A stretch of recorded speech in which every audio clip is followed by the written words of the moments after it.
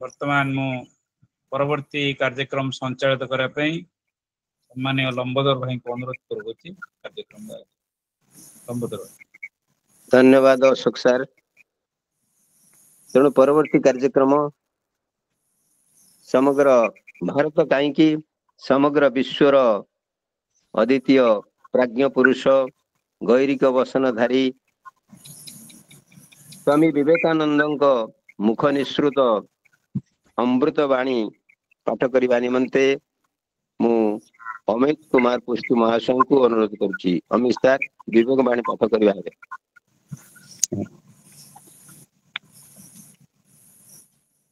शुभ संध्या समस्त विज्ञ बुद्धिजीवी मंडली एवं गुरुजन मानक मोर भक्तिपूत प्रणाम। आजिर विवेकानंद वाणी पाठ करने को मते सुजोग देथिबारु अशेष अशेष धन्यवाद। जदि आमे शांत होई निज अंतःकरण को अध्ययन करिबा तेबे देखिबा जे आमर हस कांद सुख दुख आशीर्वाद अभिशाप निंदा सुख्याति इत्यादि सबकिछि आम मन उपरे बहिर्जगतर विभिन्न आघात द्वारा आम भितर ही उत्पन्न। या फल ही आमर वर्तमान चरित्र गठित। स्वामी विवेकानंद। धन्यवाद। धन्यवाद अमित सर। परवर्ती कार्यक्रम परम सौभाग्यर कथा आज कार्यक्रम सभापतित्व करने आम श्रीजुक्त प्रशांत कुमार साहू महाशय को पाई। से होचंती अवसर प्राप्त जन अध्यापक अर्थनीति विभाग प्रवीण अध्यापक। सी तांकर शिक्षकता अध्यापना समय रे अनेक मेधावी छात्र माननकु सृष्टि करी सेमानक हृदय रे स्वतंत्र स्थान अधिकार करिसेंती।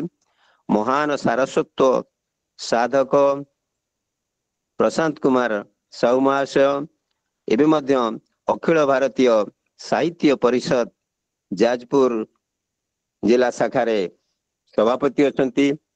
तेणु उक्त महाशय को आज सभापति रूपे पाई स्वामी विवेकानंद लोक संसद जाजपुर शाखा निजको गौरवान्वित मन करुछि। यही पवित्र बिरजा माटीर अन्य जने सुजोग्य संतान जे कि वक्ता हिसाब से आमे पाइचंती। तेणु doctor professor doctor Ravindra Kumar Bihari को विषय रे तांकर संक्षिप्त परिचय प्रदान करिवा पाई एवं उक्त कार्यक्रम रे सभापति आसन अलंकृत करिवा पाई मु प्रशांत कुमार साहू महाशय को अनुरोध करुछि। प्रशांत सर। स्वामी विवेकानंद लोक संसद जाजपुर जिला शाखा तरफ आयोजित होइथिबा आभासी कार्यक्रम रे योगदान करिथिबा समस्त प्राज्ञ विज्ञ वरिष्ठ कनिष्ठ सदस्य माननकु मो प्रणाम जनाऊछि।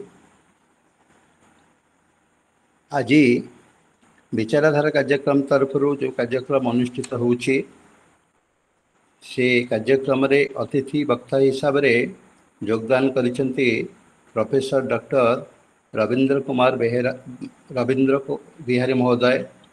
से प्राक्तन प्राध्यापक उपेन्द्र नाथ शारदा महाविद्यालय स्वरु अवसर ग्रहण करिसेंती।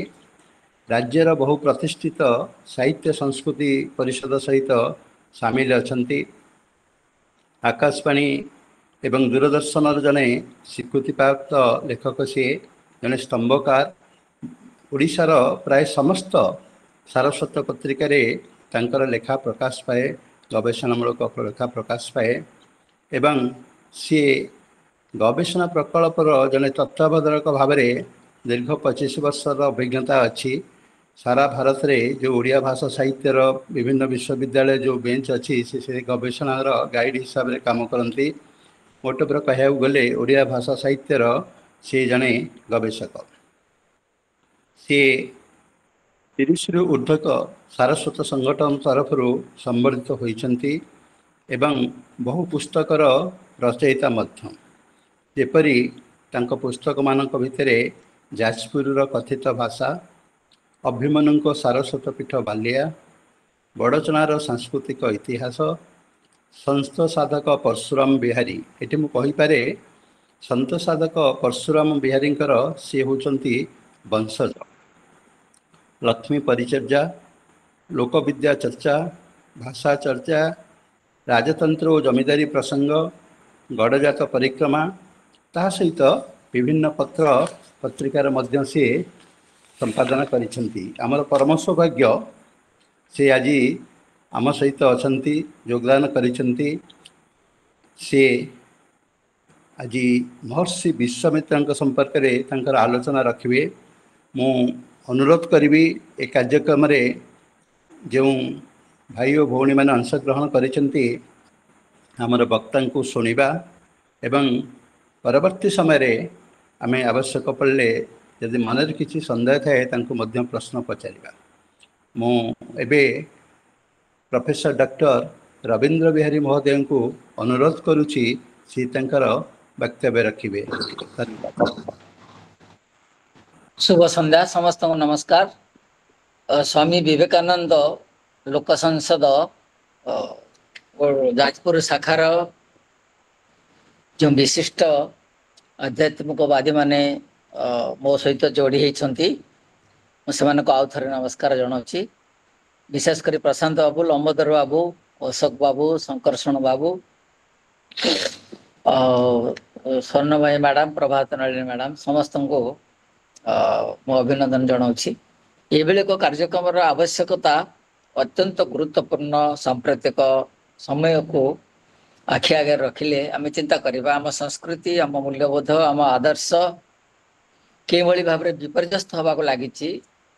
मु अत्यंत खुशी और आनंदित विवेकानंद लोक साहित्य संसद तरफ ऋषि प्रज्ञा प्रवाह भित्तिक जो कार्यक्रम होची आम समस्त शिक्षणीय और आनंदप्रद हम ए सन्देह ना। कथा आम वैदिक साहित्य गोटे मंत्र अच्छी ओं भूर्भुव स्व तत्सवितुर्वरेण्यं भर्गो देवस्य धीमहि धियो यो न प्रचोदयात्। तार ओडिया अनेक भाव में कहुई से सविता देवंकर सुमहान प्रकाश आंभ मान को विचारशील करू आंबे माने प्रज्ञा मार्ग रे अनुप्रेरित हो। जार स्रष्टा होचंदी महर्षि विश्वामित्र। जिते ऋषि अच्छी ओडिशार ऋषि मान प्रसंग रे मु किछि कार्य करिथिली। प्राय बहु ऋषि नाम संग्रह करिथिली एवं तांको विषय रे जानिबार सुजोग पाइथिली। मोर इच्छा थिला से संपर्क गोटे पुस्तक रचना पाई मु करि पारि नाही। तार बहुविध कारण अच्छी कारण से संपर्क अन्य संस्कृत और इंग्राजी से ही लेखा अच्छी। ओडिया भाषा रे खूब कम लोग लिखिंट प्रामाणिक बोली मु धरिया को चाहे ना। अनेक आम साहित्य भितर अनेक कथा अच्छी जहाँ को आम लिखला बेले लिखि जाऊ कि भीतर प्रामाणिकता एवं ग्रहणशीलता को बेले बेले उपेक्षा करा जायछि। आम भारतीय संस्कृति प्रेम रे अभिभूत हेले से कथा गुड़ाक आसे मौलिकता अपेक्षा कल्पना को आम बेसी प्राधान्य देऊ जहाँ द्वारा आम संस्कृति एवं से ऋषि मान प्रति गोटे जमी अवज्ञा प्रकाश हुए। ये संपर्क गवेषणा बहुत होती आम ओडिशा रे सब विषय गवेषणा बेसी है ना। तेबे जो ऋषि कथा मु आलोचना करी महर्षि विश्वामित्र जे गोटे समाज व्यवस्था को सेते भांगी पकई जहाँ को गोटे रक्षणशील समाज व्यवस्था कहुला एवं जाति प्रथा विरुद्ध रे से संग्राम करुले और कर्मवाद उपर विश्वास करते। जो कथा गीतार कहुई कर्मवाद उपर सब प्राधान्य दि जाए से कर्मवाद उपर एत प्राधान्य देते परवर्ती काल रे उभय भितर गोटे समन्वय आनी जहाँ को पौरुषवाद और जन्मवाद बोली आम कहीपर भर अपूर्व समन्वय सृष्टि करते महर्षि विश्वामित्र। आम समस्ते जानते गाधी नंदन बोली कहुए। गाधी पुत्र एवं कौशिक वंशीय से कौशिक वंश जन्म ग्रहण करते विश्वामित्र एवं से एक संभ्रांत परिवार रे जन्म ग्रहण करते। परवर्ती काल रे विभिन्न स्थान से भ्रमण कर भारत वर्षर विभिन्न स्थान से भ्रमण जाइए। एकदा से वशिष्ठ आश्रम रे ପହଞ୍ଚିଲେ। ବଶିଷ୍ଠ ସମ୍ପର୍କରେ ବୋଧ ଆଲୋଚନା ହେଇଥିବ ଏବଂ ଯାହାଙ୍କ ବହି ଯୋଗ ବଶିଷ୍ଠ ରାମାୟଣ ଆମେ ଆପଣମାନେ ପଢ଼ିଥିବେ, ତାର ମଧ୍ୟ ଅନୁବାଦ କରାଯାଇଛି। ତେବେ ସେ ବିଭିନ୍ନ ମନ୍ତ୍ର ମଧ୍ୟ ରଚନା କରିଛନ୍ତି ବଶିଷ୍ଠ ଏବଂ ତାଙ୍କ ସାନ୍ନିଧ୍ୟ ଲାଭ କରିଥିଲେ। ତାଙ୍କ ଆଶ୍ରମକୁ ଥରେ ଯାଇଥିଲେ, ସେତେବେଳେ ସେ ଋଷି ହେଇନଥିଲେ ଏବଂ ତାଙ୍କ ଆଶ୍ରମରେ ପହଞ୍ଚିଲେ ଏବଂ ବଶିଷ୍ଠ ତାଙ୍କୁ ଚର୍ଚ୍ଚା କଲେ। ତାଙ୍କର ଗୋଟେ କାମଧେନୁ ଥିଲା, ତା ନାଁ ହେଉଛି ସବଳା ଏବଂ ସବଳାର ଅନୁଗ୍ରହରୁ ବଶିଷ୍ଠ ବିଶ୍ୱାମିତ୍ରଙ୍କୁ ଏତେ ସୁନ୍ଦର ଭାବରେ ଆପ୍ୟାୟିତ କଲେ ଏବଂ ବିଶ୍ୱାମିତ୍ର ଜିଜ୍ଞାସା କଲେ ଯେ ଏହାର କାରଣ କ'ଣ, ଏଇ ଆଶ୍ରମରେ ଏତେ କଥା ଆସିଲା କୋଉଠୁ? ବଶିଷ୍ଠ ତାଙ୍କୁ ଶୁଣାଇଲେ ଯେ ଏତିକି ତପସ୍ୟା କଲେ ବା ବ୍ରହ୍ମତ୍ୱ ପ୍ରାପ୍ତ ହେଲେ କାମଧେନୁ ଲାଭ କରେ। ମଣିଷ ଋଷିମାନେ କାମଧେନୁ ଲାଭ କରନ୍ତି ଏବଂ ଯେ ସକଳ ଅଭିଷ୍ଟ ପୂରଣ କରନ୍ତି ଯୋଉ କାମଧେନୁ। ତେଣୁ ବିଶ୍ୱାମିତ୍ରଙ୍କ ଭିତରେ ସେ କଥାଟି ଆସିଲା ଏବଂ ସେ କହିଲେ ମୋର ଗୋଟେ କାମଧେନୁର ଆବଶ୍ୟକତା ଅଛି ଏବଂ ସେଥିପାଇଁ ସେ ତପସ୍ୟା କଲେ ଏବଂ ଘୋର ତପସ୍ୟା କଲେ ଏବଂ ଯୋଉ ତପସ୍ୟା ଦ୍ୱାରା ସେ ପରବର୍ତ୍ତୀ କାଳରେ ସିଦ୍ଧି ଲାଭ କଲେ। ବିଶେଷ କରି କାମଧେନୁ ପ୍ରାପ୍ତ ଲାଳସା ତାଙ୍କ ଭିତରେ ଥିଲା ଏବଂ ସେ ତପସ୍ୟା କଲେ। ଏବଂ ଏଇଠି ମୁଁ କହି ରଖେ, ବିଶ୍ୱାମିତ୍ର ଶବ୍ଦକୁ ନେଇ ଦୁନିଆ କଥା ଅଛି। କିଏ କହନ୍ତି ବିଶ୍ୱର ଅମିତ୍ର ବିଶ୍ୱାମିତ୍ର ଏବଂ କିଏ କହନ୍ତି ବିଶ୍ୱାମିତ୍ର। ସେ ଯାହା ହଉ, ଆମେ ତାଙ୍କୁ ପ୍ରାଥମିକ କାଳରେ ଯୋଉ ଦୃଷ୍ଟିରେ ଭାରତୀୟ ଋଷିମାନେ ଦେଖୁଥିଲେ, ପରବର୍ତ୍ତୀ କାଳରେ ତା ବଦଳି ଯାଇଛି। ବିଶେଷ କରି ବିଶ୍ୱର ଶତ୍ରୁ ଭାବରେ ଯେଉଁମାନେ ତାଙ୍କୁ ଦେଖିଥିଲେ, ପରବର୍ତ୍ତୀ କାଳରେ ବିଶ୍ୱର ମିତ୍ର ଭାବରେ ସେମାନେ ତାଙ୍କୁ ଦେଖିଲେ ଏବଂ ତାଙ୍କ ଦର୍ଶନକୁ, ଆଧ୍ୟାତ୍ମିକତାକୁ, ବିଚାରବୋଧକୁ ସମ୍ମାନ ଜଣାଇଲେ। ବିଶେଷ କରି ବିଶ୍ୱାମିତ୍ର ବିପ୍ରତ୍ୱ ଲାଭ କରିବା ପାଇଁ, ବ୍ରହ୍ମତ୍ୱ ପ୍ରାପ୍ତ ହେବା ପାଇଁ ବହୁତ ଚିନ୍ତା କରିଥିଲେ। ସେ ପାଇଁ ସେ ସମାଜରେ ଗୋଟେ କ୍ରାନ୍ତି ଆଣିଲେ। ସେ କହୁଥିଲେ ଜାତି ଦ୍ୱାରା କୌଣସି କଥା ସମ୍ଭବ ହବ ନାହିଁ କର୍ମ ନ କଲେ। କର୍ମ ଦିଗରେ ଅଗ୍ରସର ନହେଲେ ସେ କଥା ହେଇପାରିବ ନାହିଁ। ତେଣୁ ସେ ବାରମ୍ବାର ତପସ୍ୟା କରିଛନ୍ତି। ବିଭିନ୍ନ ସମୟରେ ସମାଜ ଦ୍ୱାରା ଲାଞ୍ଛିତ ହେଇଛନ୍ତି, ଭର୍ଷିତ ହେଇଛନ୍ତି ଏବଂ ନିଜ ତପବଳକୁ ଶେଷ ପର୍ଯ୍ୟନ୍ତ ଦାନ କରିଛନ୍ତି। କୌଣସି ଋଷିଙ୍କ ଭିତରେ ଏ କଥା ଦେଖାଯାଏ ନାହିଁ। ନିଜର ତପସ୍ୟାକୁ, ନିଜର ପୁଣ୍ୟକୁ ଅନ୍ୟମାନଙ୍କୁ ଦାନ ଦେବାର ଯୋଉ କଥାଟି ଅଛି, ସେ ବିଶ୍ୱାମିତ୍ରଙ୍କ ପାଖରେ ଏତେ ଦୂର ପ୍ରଯୁର୍ଯ୍ୟ, ତା ଆମେ ଜାଣିବା ଦରକାର, ସମସ୍ତେ ଜାଣିବା ଦରକାର। ତେଣୁ ତାଙ୍କ ବିଚାରଧାରା ଏକ କ୍ରାନ୍ତଦର୍ଶୀ ବିଚାରଧାରା ଥିଲା।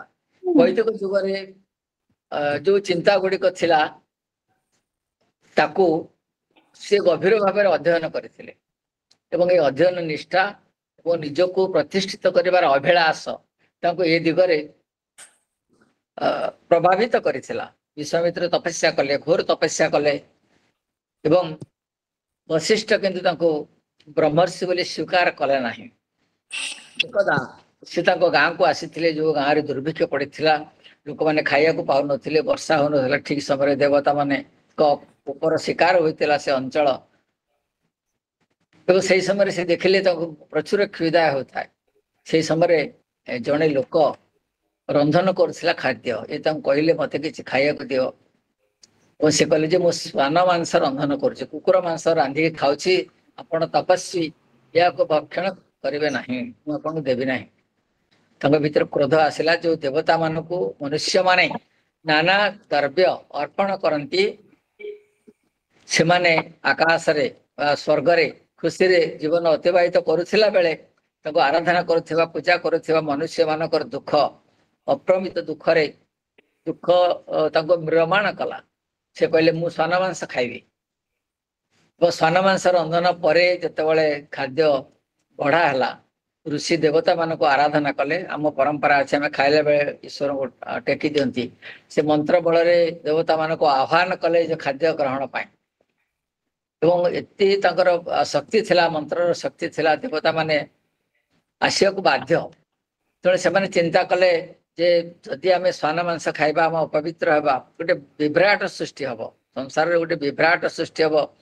ତେଣୁ ସେ ଋଷିଙ୍କୁ କହିଲେ ଯେ ଆମେ ଆପଣଙ୍କର ସର୍ତ୍ତରେ ରାଜି, ଯେ ଆପଣ ଆଉ ସ୍ନାନ ମାଂସ ଗ୍ରହଣ କରନ୍ତୁ ନାହିଁ ଏବଂ ଆମେ ବର୍ଷା ଠିକ ସମୟରେ ବର୍ଷା ହବ ସବୁ କଥା ସମ୍ଭବ ହବ ତା ହିଁ ହେଲା ଏବଂ ଦେବତା ମାନେ ତାଙ୍କ ପାଖରେ ମୁଣ୍ଡ ନୁଆଇଲେ ଏବଂ ଠିକ ସମୟରେ ବର୍ଷା ହେଲା ଏବଂ ମହର୍ଷି ବିଶ୍ୱାମିତ୍ର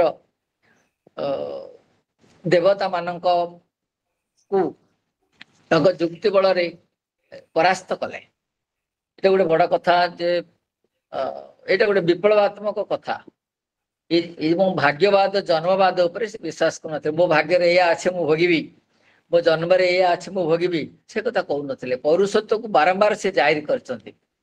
ଆଉ ଗୋଟିଏ ପ୍ରସଙ୍ଗରେ ଅଛି ଯେ ତ୍ରିଶଙ୍କୁ ବୋଲି ଜଣେ ଶୂଦ୍ର ଥିଲେ ଏବଂ ସିଏ ଚାହିଁଲେ ସ୍ୱର୍ଗକୁ ଯିବା ପାଇଁ ଏବଂ ବିଭିନ୍ନ ଋଷିଙ୍କ ଠାରୁ ସେ କଥା ଯାଚନା କରିଥିଲେ ମାତ୍ର କେହି ତାଙ୍କର ଇଚ୍ଛାକୁ ପୂର୍ଣ୍ଣ କରିନଥିଲେ ବିଶ୍ୱାମିତ୍ରଙ୍କ ପାଖକୁ ଆସିଲେ ଏବଂ ବିଶ୍ୱାମିତ୍ର କହିଲେ ମୁଁ ତୁମକୁ ସ୍ୱର୍ଗକୁ ପଠାଇବି ଏବଂ ତାଙ୍କ ତପ ବଳରେ ତାଙ୍କୁ ସ୍ୱର୍ଗକୁ ପଠାଇଲେ ଏବଂ ଇନ୍ଦ୍ର ଇତ୍ୟାଦି ଦେବତା ମାନେ ଚିନ୍ତା କଲେ ଯଦି ଜଣେ ମନୁଷ୍ୟ ସ୍ୱଦେହରେ ସ୍ୱର୍ଗକୁ ଆସେ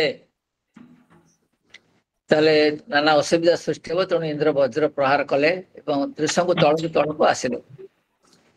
ସେଇ ସମୟରେ ବିଶ୍ୱାମିତ୍ର ତାଙ୍କ ତପ ବଳରେ ତାଙ୍କୁ କହିଲେ ତମେ ସେଇଠାରେ ରୁହ ଯେତିକି ବାଟ ଖସି ଆସିଥିଲେ ସେଇଠାରେ ରୁହ ଏବଂ ସେଇଠାରେ ଏକ ନୂତନ ସ୍ୱର୍ଗ ସେ ନିର୍ମାଣ କଲେ ଯାହାକୁ ତ୍ରିଶଙ୍କୁଙ୍କ ସ୍ୱର୍ଗ କୁହାଯାଏ ଏବଂ ସେଠି ଆମର ଯେମିତି ସପ୍ତର୍ଷି ମଣ୍ଡଳ ଅଛି ଉତ୍ତର ଦିଗରେ ସେ ଦକ୍ଷିଣ ଦିଗରେ ତାଙ୍କୁ ଅବସ୍ଥାନ କରାଇଲେ ଏବଂ ସେଠି ଗୋଟେ ସପ୍ତର୍ଷି ମଣ୍ଡଳ ସୃଷ୍ଟି କରାଇଲେ ତପସ୍ୟା ବଳରେ ଏବଂ ତ୍ରିଶଙ୍କୁର ସ୍ୱର୍ଗ ଲାଭ ହେଲା ଏବଂ ଏହା ଏକ ବୈପ୍ଳବିକ ଚିନ୍ତାଧାରା ତାଙ୍କ ଭିତରେ। ପୁଣି ବିନ୍ଧ୍ୟାଞ୍ଚଳରେ ଯୋଉ ନିଷାଦ ମାନେ ବାସ କରୁଥିଲେ ଏବଂ ସେମାନଙ୍କୁ ସେ ବ୍ରାହ୍ମଣ ଭାବରେ ଅଧିଷ୍ଠିତ କରାଇଲେ ମନ୍ତ୍ର ଦେଇକି ବ୍ରାହ୍ମଣ ଭାବରେ ଅଧିଷ୍ଠିତ କରାଇଲେ। ଆମ ଭିତରେ ମଧ୍ୟ ସେ ଅଛି ସୁକିନ୍ଦାରେ ଗୋଟେ ଜାଗା ଅଛି ଜଣେ ଥିଲେ କୀର୍ତ୍ତନ ବିହାରୀ ଆଚାର୍ଯ୍ୟ ଜଣେ ବିଶିଷ୍ଟ ସ୍ୱାଧୀନତା ସଂଗ୍ରାମୀ ଥିଲେ ସେ ଅନେକ ଗ୍ରନ୍ଥ ଲେଖିଛନ୍ତି ଓ ତାଙ୍କ ଜୀବନରେ ମଧ୍ୟ ସେୟା ହେଇଛି ତାଙ୍କର ଗୋଟେ କୂଅ ଥିଲା ସେଠୁ ଅନ୍ୟମାନେ ପାଣି ଗ୍ରହଣ କଲେ ସେମାନଙ୍କୁ ବାରଣ କରାହଉଥିଲା ଏବଂ ସିଏ କିଛି ଗୋପାଳ ସମ୍ପ୍ରଦାୟର ଲୋକମାନଙ୍କୁ ବ୍ରାହ୍ମଣ କରିଦେଲେ ମନ୍ତ୍ର ଦ୍ଵାରା ବ୍ରାହ୍ମଣ କରିଦେଲେ ଆ ଦ୍ୱାରା ନିନ୍ଦିତ ହେଇଥିଲେ ସିଏ ମୁଁ ପଢିଛି ଏବଂ ତାଙ୍କୁ ଏକ ଘରିକା ରଖାଯାଇଥିଲା। ପରବର୍ତ୍ତୀ କାଳରେ ଗୋଟେ ବିପ୍ଳବ ସାମାଜିକ ବିପ୍ଳବ ସୃଷ୍ଟି ହେଇଥିଲା ସେ ଗାଁରେ ଚିନ୍ତା କରନ୍ତୁ ସେ ସମୟରେ ବିଶ୍ୱାମିତ୍ର ତାହା ହିଁ କରିଥିଲେ ବିନ୍ଧ ଅଞ୍ଚଳରେ ଥିବା ଲୋକମାନଙ୍କୁ ସିଏ କରିଦେଲେ ବ୍ରାହ୍ମଣ କରିଦେଲେ ନିଷାଦ ମାନଙ୍କୁ ଏଇଟା କେତେ ବଡ କଥା ନୁହେଁ।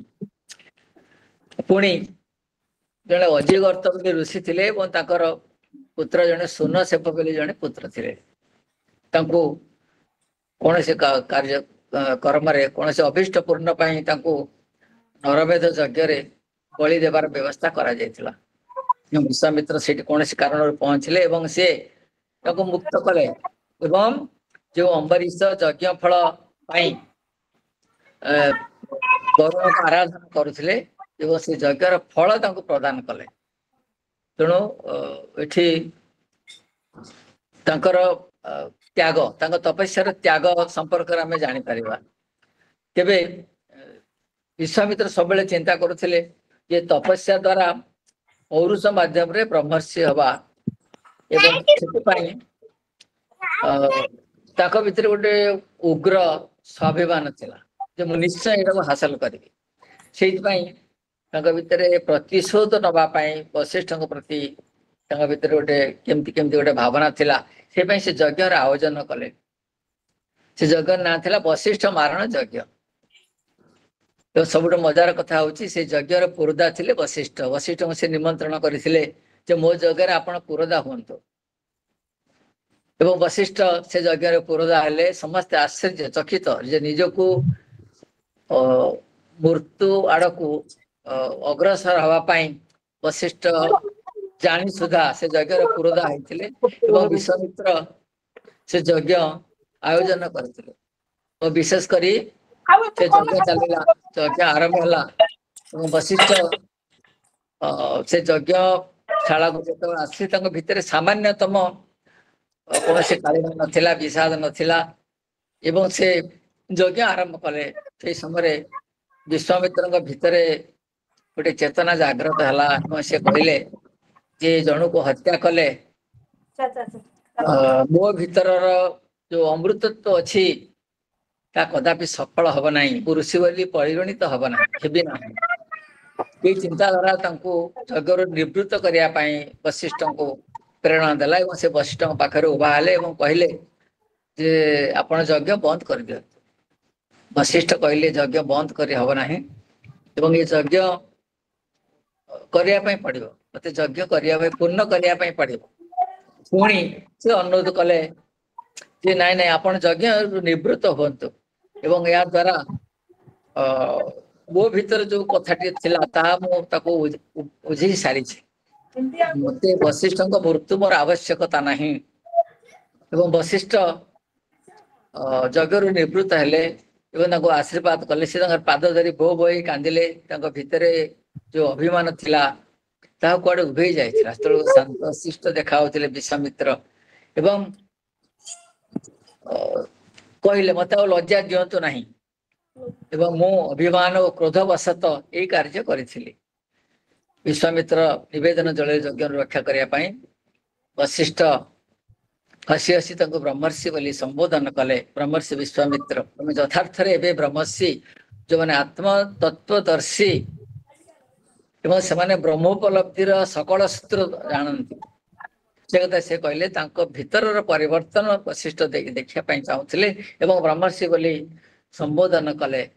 समस्ते ब्रह्मर्षि कहते वशिष्ठ छड़ा एवं वशिष्ठ जो ब्रह्मर्षि बोली संबोधन कले एवं से समय रे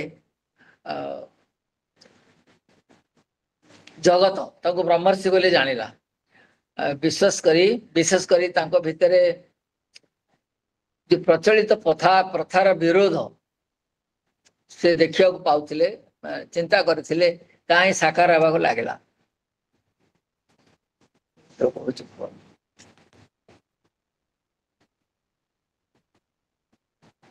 हेलो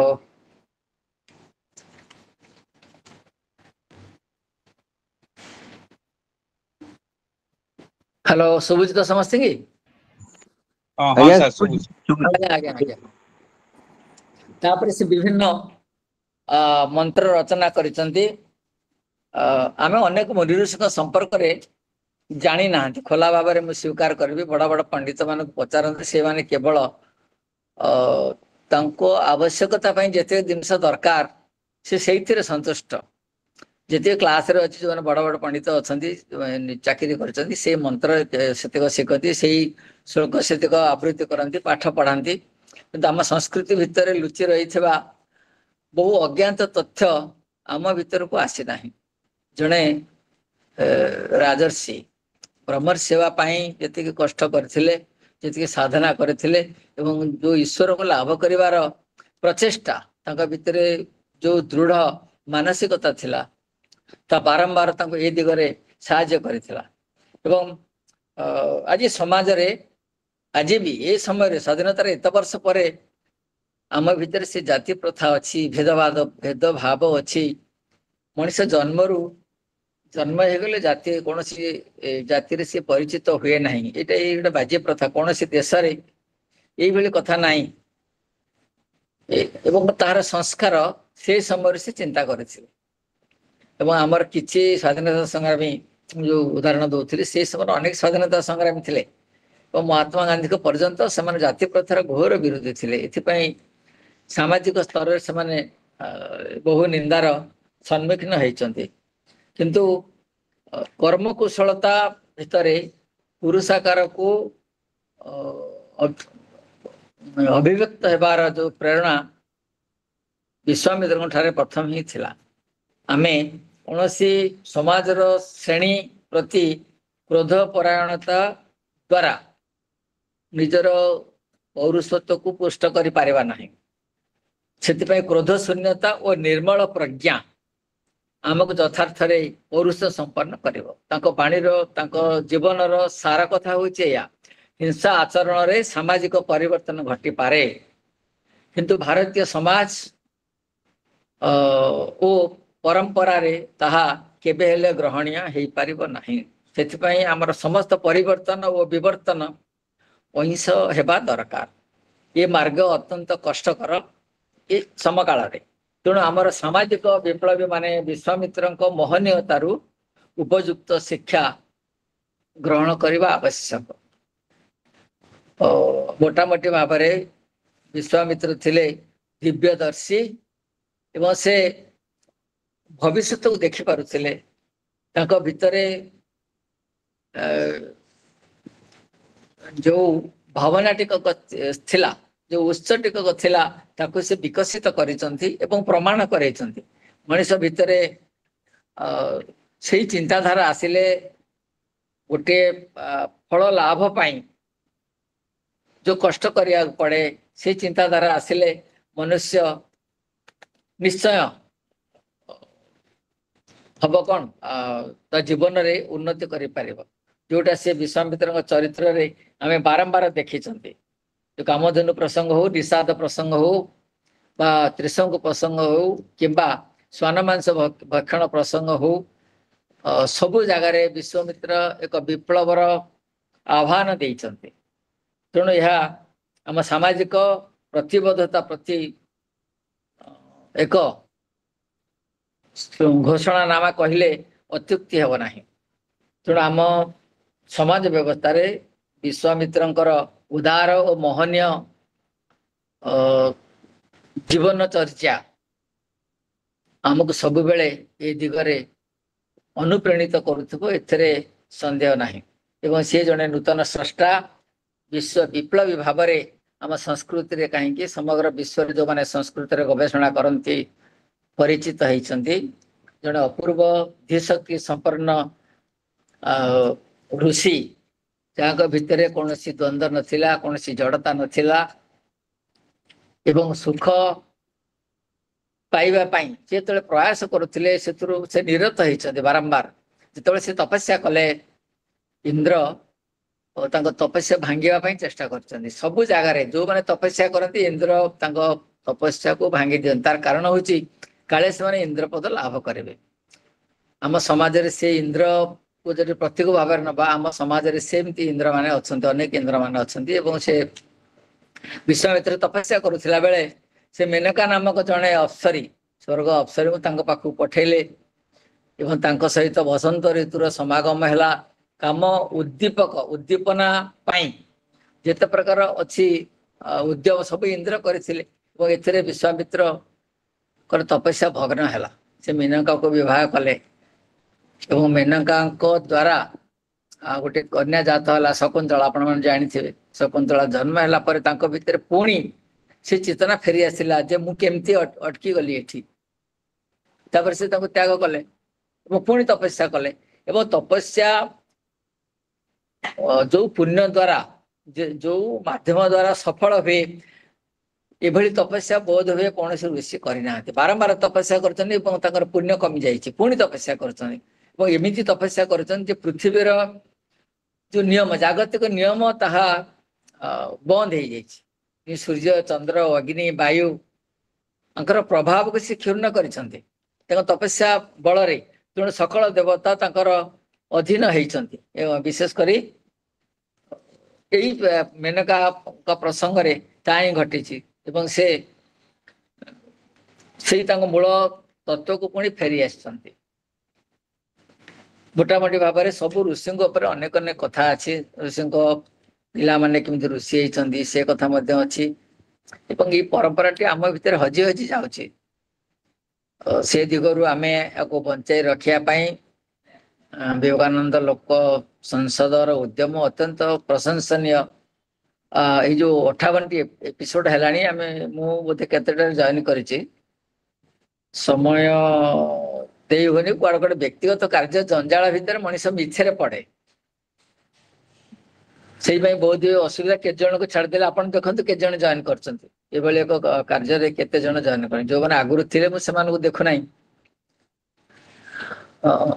ତେଣୁ ଆମେ ଚିନ୍ତା କରିବା, ୟା ଦ୍ୱାରା ଆମ ଭିତରେ ଗୋଟେ ଅପୂର୍ବ ଚେତନା ଜାଗ୍ରତ ହବ ଏବଂ ମଣିଷ ସବୁବେଳେ ଆତ୍ମଜ୍ଞାନ ସର୍ବସ୍ୱ ହବ ଏବଂ ନିଜ ଭିତରକୁ, ନିଜ ଅଭ୍ୟନ୍ତରକୁ ପୃଷ୍ଟ କରିବା ଏବଂ ନିଜକୁ ପବିତ୍ର କରିବା, ନିଜ ଦକ୍ଷତାକୁ ମାର୍ଜିତ କରିବା, ନିଜର ଜୀବନ ଧାରାକୁ ପରିବର୍ତ୍ତନ କରିବାର ଗୋଟେ मार्ग ऋषि मान विषय आलोचना कले जिते ऋषि मैंने अच्छा से माने केते कष्ट करी गोटे गोटे मंत्र उद्भावन करिसंती मंत्र निर्घोष सृष्टि करिसंती जार उच्चारण आमे ठीक से करि पारु नाहंती बड़ दुर्भाग्य मुझे देखी अनेक जगह जो माने श्लोक उच्चारण करती से उच्चारण पद्धति रे अनेक दोष थाए तो से आम सजग हवा दरकार आम संस्कृति को पृष्ठ करने आम संस्कृति को मूल्यबोध युक्त करने आदर्शमय करने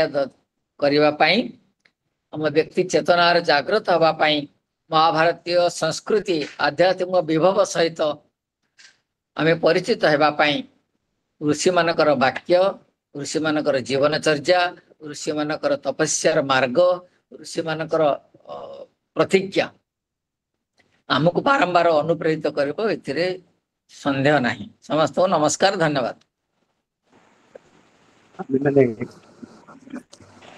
प्रोफेसर डॉक्टर रवींद्र बेहरेंकर ब्रह्मश्री विश्वामित्रंकर जीवन आदर्श विशेषकर एकविंश शताब्दी निजी आदर्शर कौन सब प्रासंगिकता अच्छी आम शुणिले जड़े राजश्री वशिष्ठ संस्पर्श आसी भाव ब्रह्मश्री हेले जीवन में सिद्धि लाभ करने केते समस्यार आह्वान सम्मुखीन हवा पड़ी आम मैंने जानिले से कर्मवाद उपर विश्वास करुले कौन से मिराकिल उपर विश्वास करुनथिले तेबे आज जहाँ आम आलोचना शुणिले से संपर्क आम मन में प्रश्न थाई पारे जो माने ए कार्यक्रम को उपभोग करुचंती अनुरोध करी डॉक्टर रवींद्र बिहारी अच्छा परिचय देला बेले होउचंती संत साधक परशुराम बिहारी वंशज विशेषकर ओडिशा रे जो संत साहित्य उपरे गवेषणा होउची से गवेषणा करती एवं बहुत निबंध भी रचना करते तेरे मु अनुरोध करी आपण भितर आज आलोचना को नहीं जदि किसी प्रश्न थाए 10 मिनिट से विनियोग कर आपण माने डॉक्टर रवींद्र बिहारी को आज आलोचना विषय वस्तु उपरे प्रश्न पचार।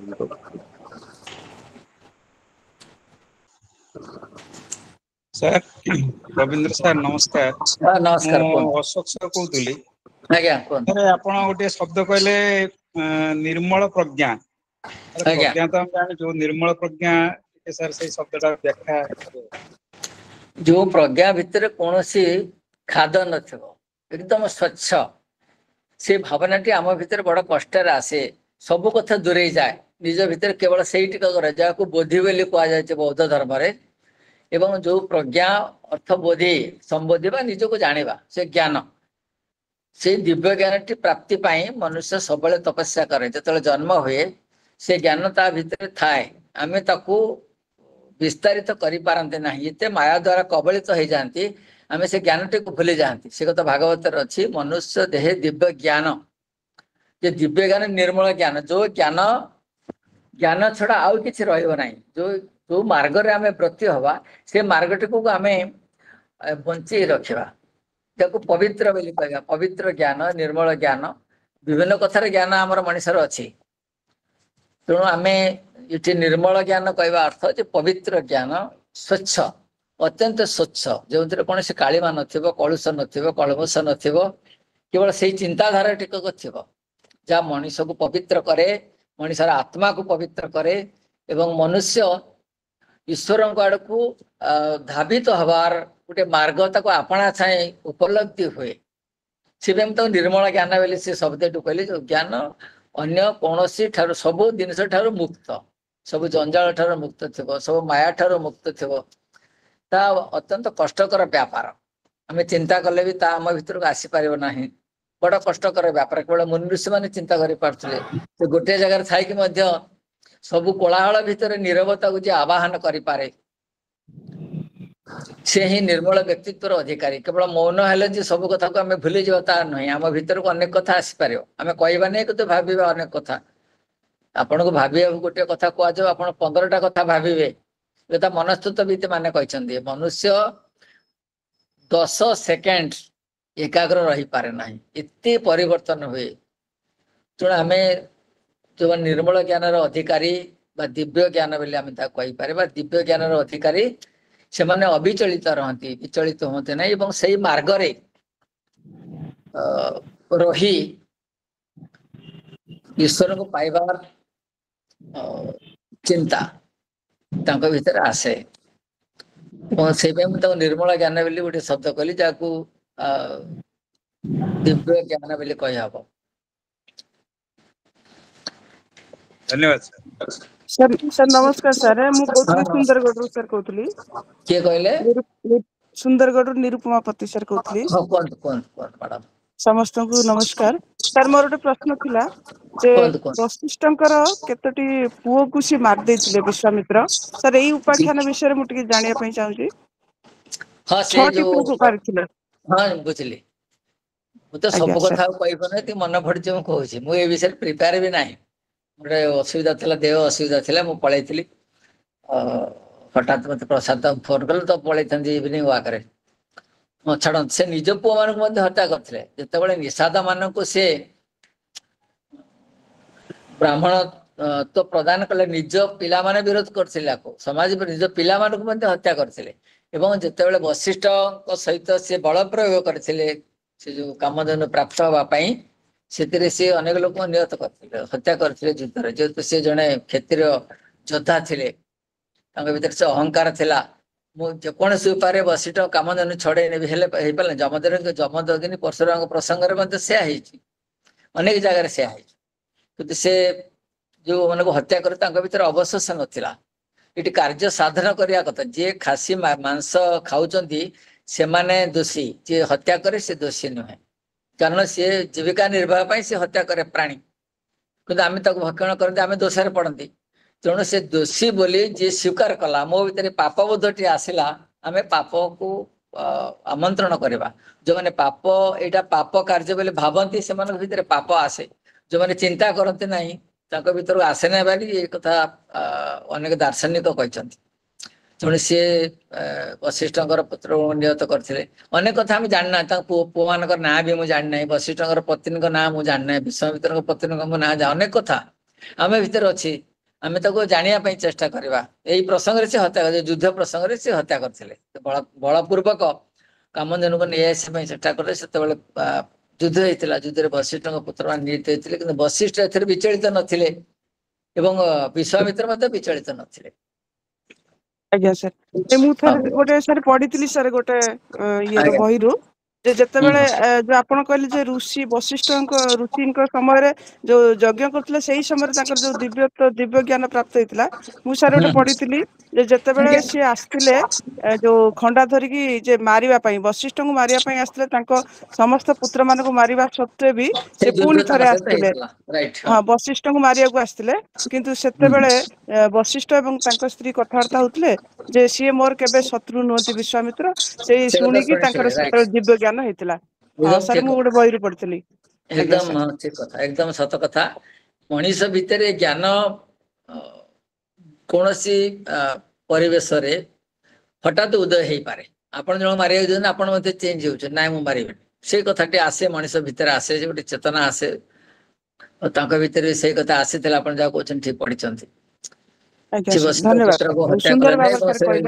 राति रे थरे आस्ते मारि देबा पई मु सुनि मु भी सुनि छी मु भूल जाई छी ठीक अछि हां तांको स्त्री आ से वशिष्ठ ऋषि कथोपकथन होतले तांको स्त्री बारंबार कहउतले जे मोर 6टा पुओ को मारी की से केमिति माने तमरो भलो पई से चिंता करचंती किंतु वशिष्ठ सेतल मतामत देथिले ना से जहा भी हेले से मोर मित्र मु केबे ताकू कोनोसी अपकार चिंता करिबे नै सेही समय से सुनुथिले विश्वामित्र सुनुथिले एवं से आसिकी तांकर से गोड़ धरि की तांको क्षमा मागिले सेहीथि तांकर दिव्य ज्ञान प्राप्त होइतला बोली मु जानिली किंतु आजि गोटे सर नुवा सुनिली जे आपण यज्ञ समय रे तांकर दिव्य ज्ञान हेतिला ना यज्ञ समय हेतिला सेटा गोटे प्रथा से युद्ध करे मारिया पई जाइतिले तले सुनिले से फेरी आस्तिले सेठी से चाइतिले तो हत्या करि पारथांते हत्या कले नाही एवं युद्ध तांक पिला मान सहित कली तकराळ हेतिला वशिष्ठ को से बारंबार परास्त करे चिंता करथिले बारंबार पर तांक भीतर सेही चिंताटे थिला जे मु ब्रह्मर्षि हेबी एवं वशिष्ठ मते ब्रह्मर्षि बोली स्वीकार करिया को बाध्य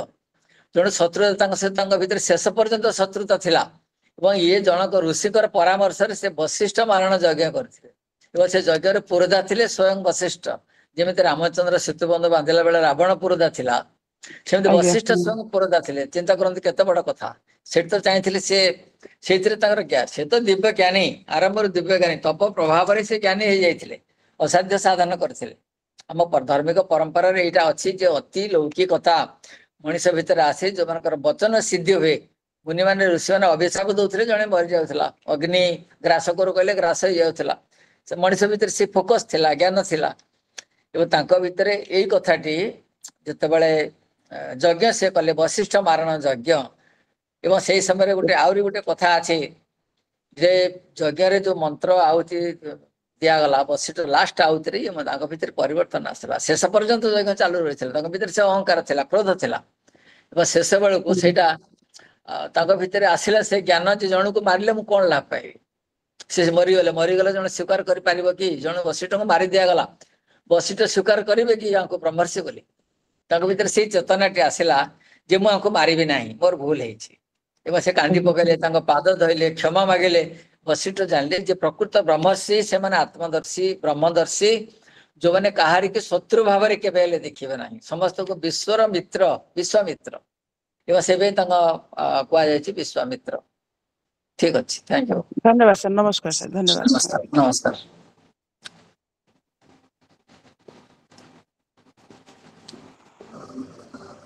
ଆମେ ଆଲୋଚନା ଶୁଣିଲେ, ପ୍ରଶ୍ନୋତ୍ତର କାର୍ଯ୍ୟକ୍ରମ ବି ଆଗକୁ ଚାଲିଛି। ଆଉ ଯଦି ଆମର ଯୋଉମାନେ ଅଂଶଗ୍ରହଣକାରୀଙ୍କ ଭିତରୁ କେହି କିଛି ପ୍ରଶ୍ନ ଥାଏ ବା ଏ ସମ୍ପର୍କରେ ତାଙ୍କର କିଛି ବକ୍ତବ୍ୟ ରଖିବେ, 1 ମିନିଟ 2 ମିନିଟ ଭିତରେ ରଖନ୍ତୁ। ପରବର୍ତ୍ତୀ ସମୟରେ ଆମେ ସଭାପତି ଅଭିଭାଷଣ ରଖିବୁ।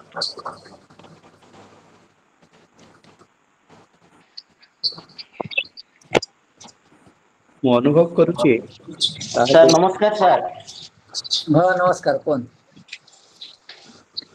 ଆଜି ଆଲୋଚନା ସାର୍ ବହୁତ ସୁନ୍ଦର ଲାଗିଲା, ବହୁତ ବହୁତ ହେଲେ ଦେବଗଡ଼ରୁ ମୁଁ କହୁଥିଲି, ସମ୍ପାଦକ ଏଇ ଯୋଉ SBL ର। ମୋର ଜିନିଷଟା କହିଲେ ବିଶ୍ୱାମିତ୍ର ତାଙ୍କର ନିଜର ମାନେ ଭାଗ୍ୟକୁ କେବେ ନିଜର ମାନେ ବେଶୀ